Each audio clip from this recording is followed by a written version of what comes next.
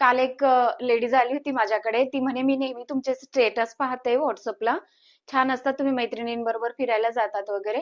पण अगदी मोजक्याच 2-3 मैत्रिणी तुमच्या नेहमीच्याच आहेत, त्याच दिसतात. असं दुसरं कोणी दिसत नाही. तुमचं जास्त फ्रेंड सर्कल नाहीये का?" तर म्हटलं, "नाही बाई, माझ्या नेहमीच्या ज्या 2-3 मैत्रिणी आहेत जवळच्या, त्याच आहेत फक्त." कारण एकतर वेळ भेटत नाही आम्हाला असं कुठे बाहेर जायला वगैरे, जास्त फ्रेंड्स वगैरे बनवायला. आणि दुसरी गोष्ट जर विचारलंस तू फ्रेंड्सचं जर सोडलंस आणि दुश्मनांचं जर विचारलंस तर भरपूर दुश्मन आहे. ती कशी मी सांगते तुम्हाला. एखाद्या कस्टमरला आम्ही गरीब समजून, चांगलं समजून त्यांना आम्ही उधारीवर ब्लाउज, ड्रेस जे काही असेल ते जर आम्ही दिलं, तर नंतर आम्हाला फोन करून, बोलून काहीही करा ते पैसे काही मिळत नाहीत. म्हणजे ते पैसे तर मिळतच नाहीत, पण ती व्यक्ती सुद्धा आमची दुश्मन होऊन जाते.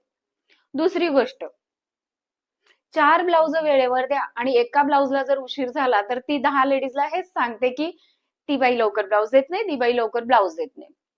तिसरी गोष्ट, 10 ब्लाउज ज्या बाईचे तुम्ही चांगले शिवा, खूप छान शिवा, हे टेलर लोकांना खूप माहिती असेल की 10 ब्लाउज चांगले शिवले आणि एखाद्या ब्लाउजचं जर शोल्डर उतरलं किंवा मग फिटिंग लूज झाली किंवा फिट झालं, तर ती 100 लेडीजला हेच सांगते की तिच्याकडे ब्लाउज शिवलं माझं शोल्डर उतरलं, तिच्याकडे ब्लाउज शिवलं माझं शोल्डर उतरलं.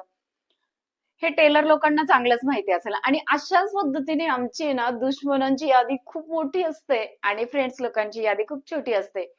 काय टेलर बरोबर आहे ना? #टेलर.